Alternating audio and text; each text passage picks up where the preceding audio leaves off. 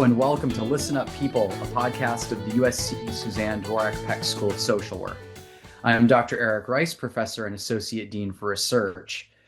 Approximately 13 million Americans suffer from post-traumatic stress each year. The traumatic incidents can include events such as child abuse and neglect, sexual assault, battery, community violence, grief and loss, and human trafficking, to name but a few. In 2022, USC Social Work received a grant from the California Victim Compensation Board to develop the Trauma Recovery Center, or TRC as we often refer to it as. This is dedicated to providing free, safe, and culturally sensitive mental health and supportive services to those affected by a traumatic event.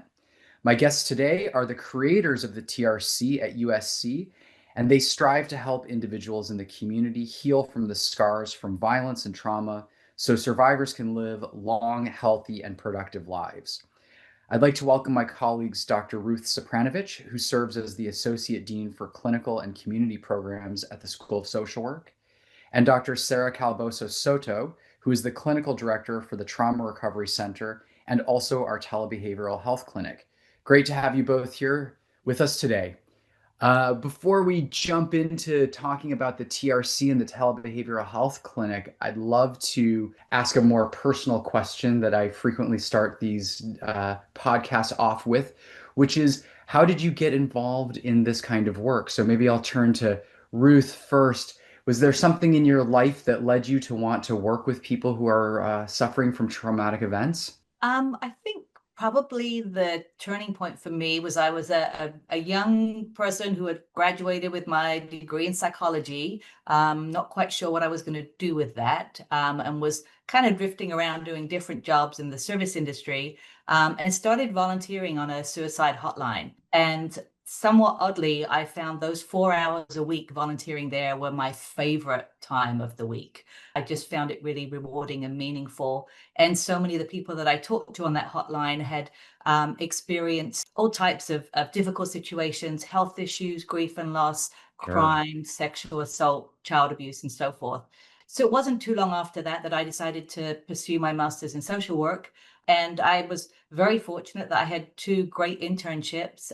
One was working for Child Protective Services. And again, obviously being exposed to and dealing with a lot of families that were dealing with a lot of trauma. And my second one was actually providing psychotherapy services, trauma counseling to children and parents of kids who had experienced abuse and neglect. So I think that kind of set me up on the trajectory to be very interested in this area and kind of develop a level of expertise, so to speak, in it. Yeah, no, it certainly would seem that way. Sarah, how about you? What got you interested in working with people who are trauma survivors? Interesting question. It's not as, didn't really come from my background. It kind of fell into my lap. In 2019, I was asked to provide leadership to the Telebehavioral Health Clinic at that time, overseeing the interns' training, as well as ensuring that we were meeting contract obligations. And some of the trends that we saw were a lot of the clients we were seeing were victims of trauma or experiencing trauma or victims of crime.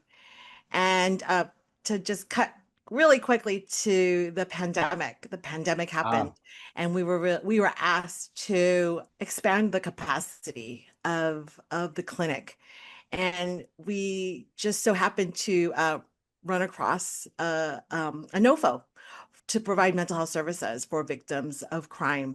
mhm. And Ruth and I just kind of said, let's write it up. We see a common thread with our clients, our capacity, the evidence-based practices we were using, and it really fit with the NOFO and what we knew the clinic was capable of. And so it kind of just fell in that way. We really focused on that population using our available resources, using our infrastructure from the clinic, and it really just took off from there. And that really leads me to one of my first questions, which maybe I'll push us back to you, Ruth, again, which is, Can you give us an overview of what the TRC provides to the community? I mean, what is this trauma recovery center? Sure. So the Trauma Recovery Center is actually a model of service delivery that was developed at the University of California, San Francisco, Mm. and has now been proliferated across California. There are actually 22 trauma recovery centers in California, and there are now multiple across the nation. And it really is a model that provides holistic services to victims of crime. That after someone is a victim of a crime, they may have multiple needs. So yes, Okay. we know that there is trauma counseling and therapy that can be really helpful, but they may have become homeless as a result of the crime. They may have physical injuries. They may have legal repercussions, or it may have happened a long time ago, and they're dealing with the after effects of it, and that are again leaving them with multiple needs beyond just psychotherapy. And so the TRC model provides case management and therapy and medication consultation and management, but really kind of holistic wraparound services to meet clients where they're at to help them heal and recover from the trauma that they've experienced. What a great set of services. How does a person get access to that? If you want access to our trauma recovery center specifically, you certainly can just make a phone call.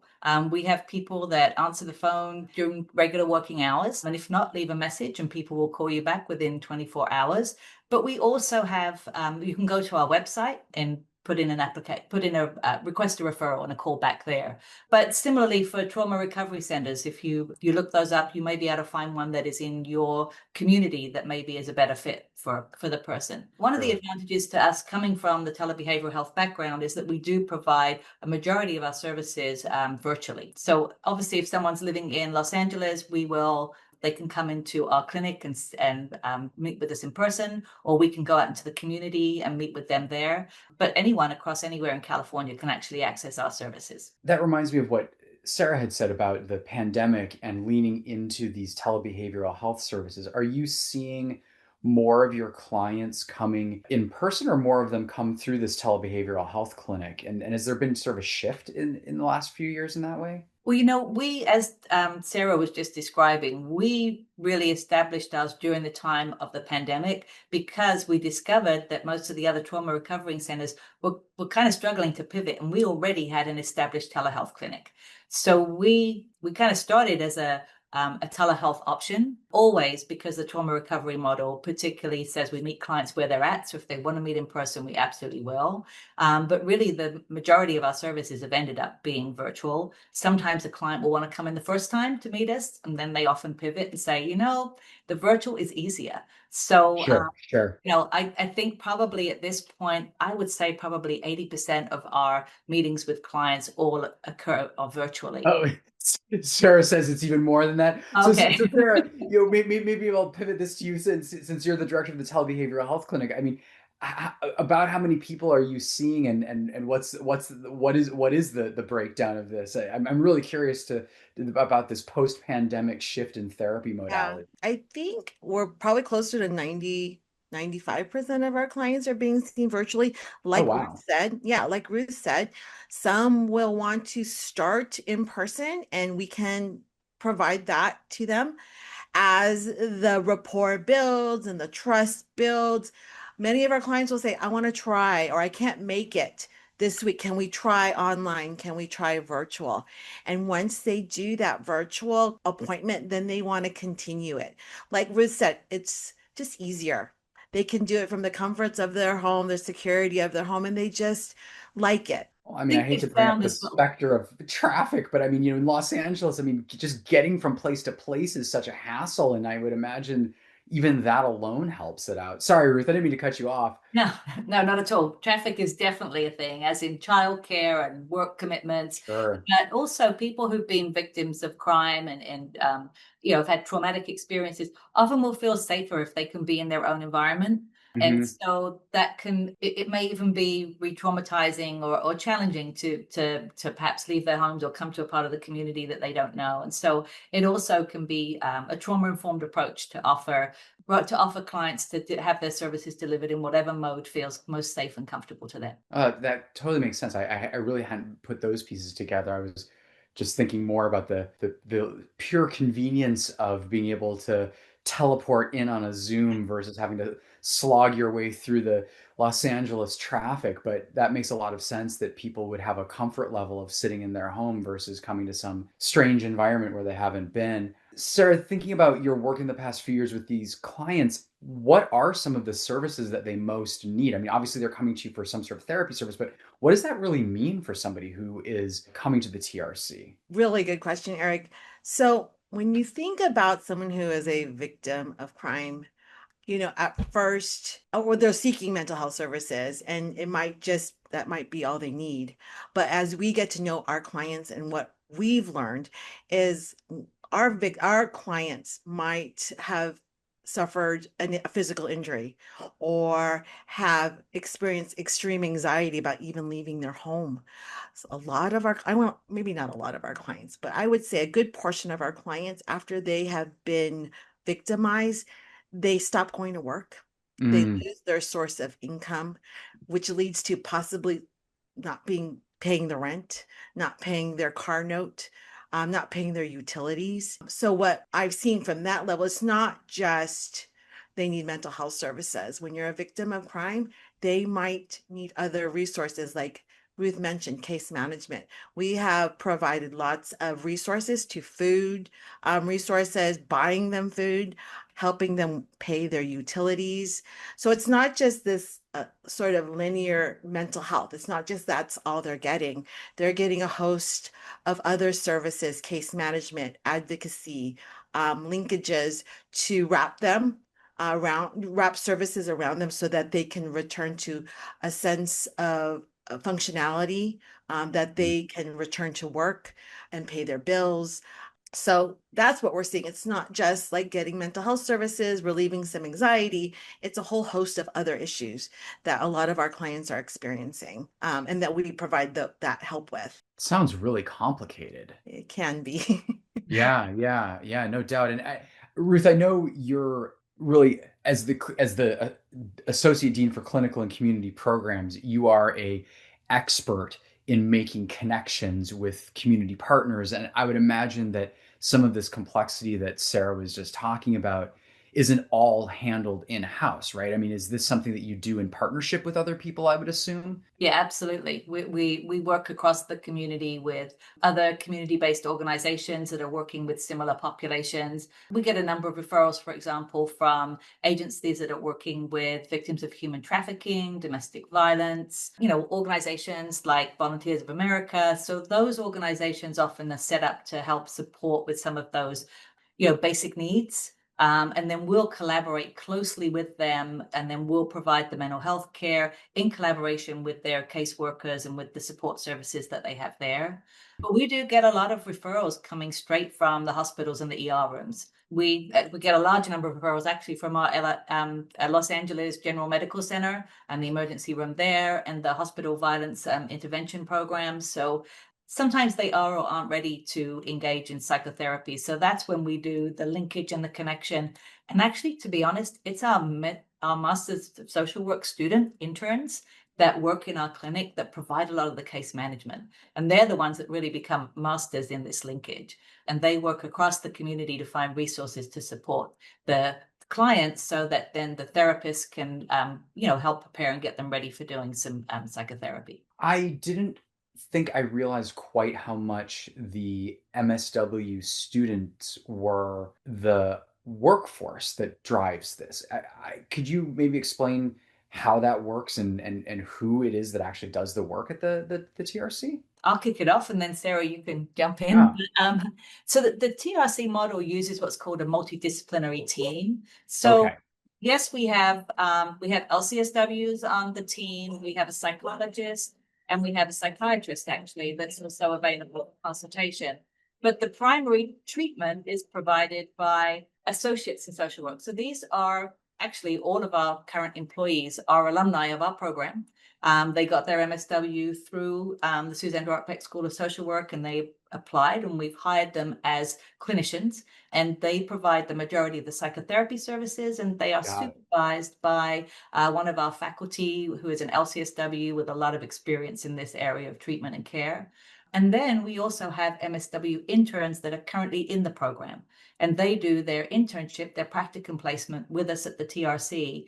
They work alongside the therapists, and so they're providing the case management services side by side with the therapists that are doing therapy. And sometimes towards the end of their internship, they'll get a couple of clients themselves and they do therapy as well. Oh wow, that's great. I mean, sorry, is there more that we should know about kind of this model of how you integrate people across these different levels? Well, just to add on to what Ruth's saying, so like for example, this semester we are taking two second-year MSW students who they will be specifically providing the mental health treatment. They are going to be trained in psychosocial assessment, and diagnosing and treatment planning, and they will be getting trauma-specific training. In addition to those two, I have a first-year MSW student. Their role will be as case manager. So that student will be working with all the clinicians to do needs assessment and to provide resources and linkages for all the clients who may need case management. So it's kind of tiered. So we have our ACSWs who are our graduates who are providing the care. We have our MSW interns who are in training, but also providing care as part of their training. And we have a case manager, first year student who's really new and has no social service experience, but will be exposed to case management. So we have different levels of learning, different levels of a service provision, all within this program. Oh, that's great. I was thinking about this must be such a both challenging and also rewarding area to work in. And I'd love to hear both sides of that coin, if you don't mind. I mean, so thinking about your own experiences working in this space, and maybe Sarah, just throw this back your way first. I mean, what is the most challenging part of doing this work? I would say, particularly with telehealth, like doing Mhm. virtual therapy, is crisis and emergency situations. I think we have clients who are presenting risk, maybe suicidal or homicidal risk, and providing that service virtually is always a challenge, making Mhm. sure that we have emergency protocols, that our providers are following those protocols, that we're providing proper supervision for those clients. We have clients who have very complex issues, very acute symptoms that sometimes we often use the word maybe they need a higher level of care because sometimes the virtual nature of the services doesn't seem enough. So those types of challenges that go alongside clients who have experienced trauma, that can be very challenging because we just aren't in the same room with Yeah. the client. So with providers, it can be a little scary, a little challenging, but at the same time rewarding when we can overcome those barriers, wrap that client with services and resources, and hear the progress with those Mhm. clients, right? And hearing that they've met these needs and hearing that we're discharging them because they're doing well. So yes, sometimes we have to get through those challenges to get them there, or they might have a lot of needs, right? Lots Sure. of housing needs, and that's particularly complex too. Yeah, yeah. What about for you, Ruth? What are the challenging aspects of being a part of this program for you? So I think for me, one of the challenges that I think about a lot is actually the well-being of our clinicians. I mean, this is Mm, this is hard work, right? And part of yeah, the work is to sit there and be beside someone and hear about their experiences, having had some really, really difficult things happen to them and help contain that. And they're all wonderful and they do a great job, but that takes its toll. And particularly again in a telehealth environment, there's all the advantages we've talked about, but they're mostly working at home alone and can be isolated. So we've sure. particularly focused on building in processes and things that we do at the clinic to try and mitigate that. We meet very regularly. We try to do in-person things when we can to bring ourselves together. We focus a lot on wellness. In fact, there is the National Association of Trauma Recovery Centers has I think it's a bi-weekly meeting that really focus on wellness and self-care that we encourage our staff to go to. We've had the opportunity to have them all trained in transcendental meditation, actually, through an opportunity provided by the David Lynch Foundation. And so, just offering that as a wellness tool for themselves. But we're always looking for different ways to support our staff and clinicians as they do this very difficult work. And then the positive side from that is just actually seeing them move on. That might sound strange, but we're really, we're an educational institution and we're doing kind of workforce preparation and development. And so when our interns move on and we hear about them getting great jobs in the community using their skills, and when our ACSWs get their license, and then they're now eligible to go and work in other places and take those skills with them elsewhere. So those are, from my perspective, the positive things. Yeah, yeah. And Sarah, you had mentioned this a little bit too toward the end of what you were saying about some of the positive things, but what would you say is the most rewarding part of doing this work for you personally? I think just like what Ruth's saying, just seeing the growth from our interns, the growth from our clients. It's such a joy to hear in our weekly meetings when they're doing well, right? That Hmm. they're able to get a job, that they secured housing.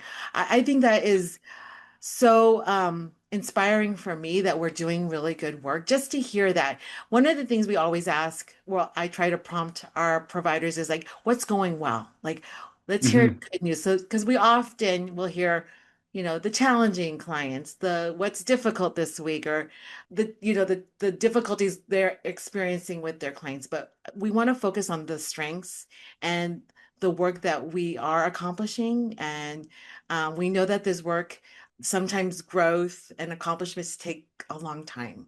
And so we want Yeah. to focus on just those little strides, being strength-based and just noticing those things that they weren't doing this a month ago, but they now are. I think focusing on that because we know change doesn't happen overnight Mhm. and it takes a while. It takes some time to do that. But just focusing on that so that we know that we're doing really good work. Yeah, that's beautiful. That's beautiful. I mean, Ruth, is there anything else that you think about as being really rewarding about this? I mean, you had mentioned about the growth in the workforce, but what else is, about this work is speaks to you?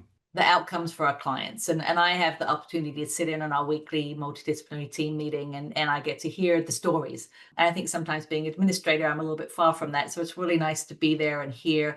And actually, it just brought to mind a letter we received from one of our clients who just spoke about, actually, this was somebody who had been a victim of clergy abuse, struggled for years with this and had been in treatment many times, but wrote this letter about that this was the time that he just really was very complimentary about his therapist, but felt really heard, really listened to, and really felt like he's been able to move on with his life since getting treatment there. So receiving those letters, hearing some of the stories, hearing the great outcomes that we can really help people move on with their lives, many of whom have been really quite debilitated by the experience that they've had. And being able to help them heal and move on is just, I think that's why we do this.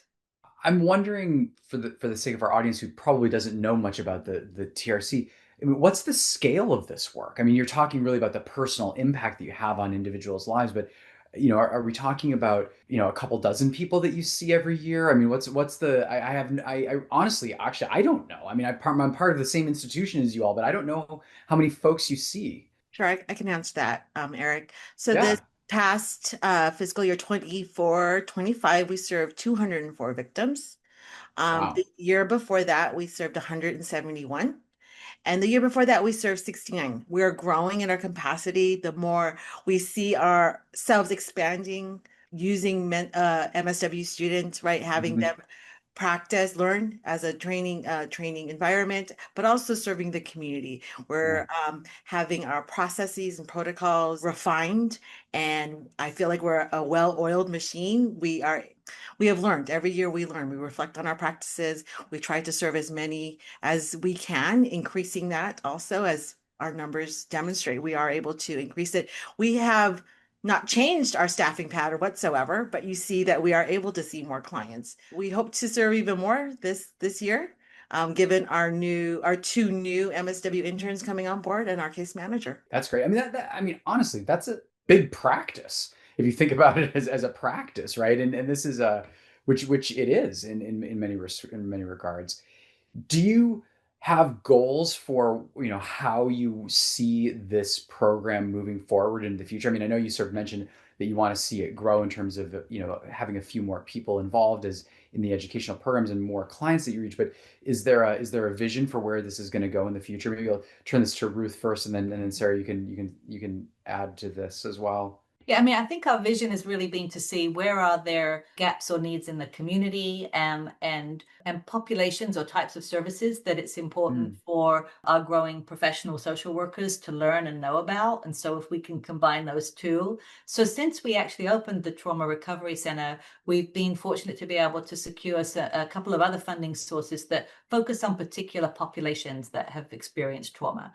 So one of them is serving youth and their family members, and we were able to train all of our clinicians through that grant in two evidence-based practices: trauma-focused cognitive behavioral therapy, and EMDR, which is eye movement and desensitization reprocessing therapy. That's a long one. But these are both therapies that have been shown to be very effective in treating trauma. And so we were able to train all of our clinicians on that, and then we're actually able to deliver that to youth.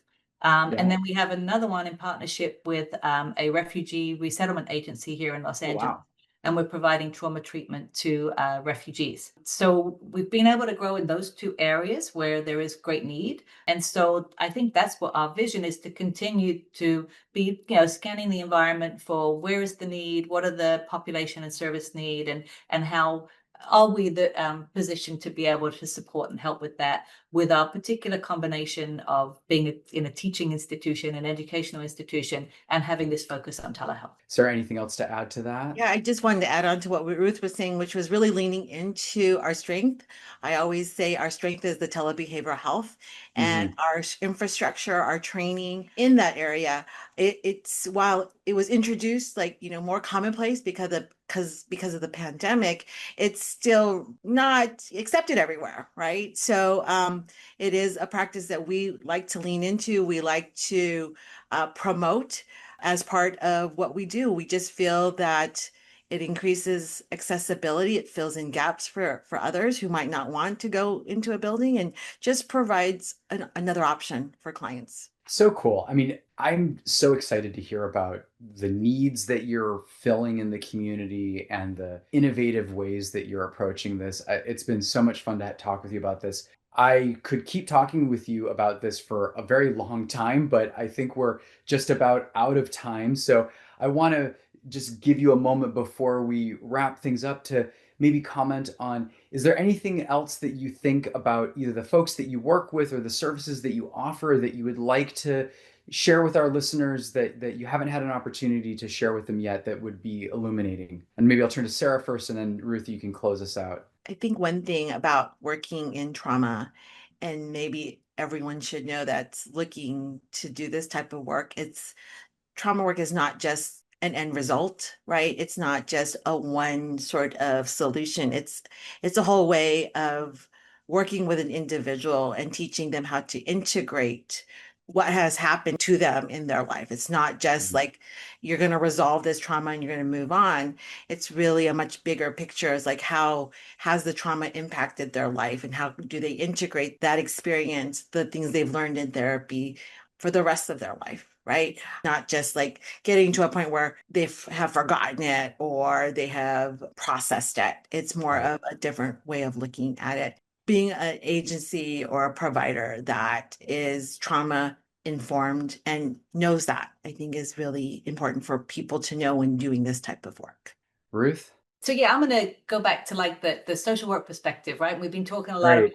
clinical programs and the clinical services that we offer, but part of our trauma recovery center, we also do a lot of, we often talk about micro, but we also do meso and macro work. The meso, we think about groups, and we work with our community partners, and we offer groups to our clients as well. But from a macro perspective, we're really into education and training as well. Mhm. So part of our TRC model is that we go out to the community and we provide training to our community partners, such as law enforcement or medical providers. In fact, Sarah provides a lot of this training and gets great reviews, really on trauma-informed care. Like, how to identify when a patient or a person that you're interacting with, their response might be based on their prior trauma, and how the law enforcement or the medical provider or the individual can actually interact with the person in a way that does not re-traumatize them. And they do trainings and presentations on all kinds of topics related to this work, such as sexual assault identification, digital violence and its effects on young adults, gang and trafficking, recruitment and perpetration, and interpersonal violence. So it's a very victim-centered training, and it includes skill development and what have you. But I just want to let you know that we're also thinking on the macro and how can we Yeah. this beyond the individual. And we also engage with our partners through the National Association of Trauma Recovery Centers on advocacy, at the local and at the state and national level on services for victims. There is a lot of this model has to do with actually interrupting crime.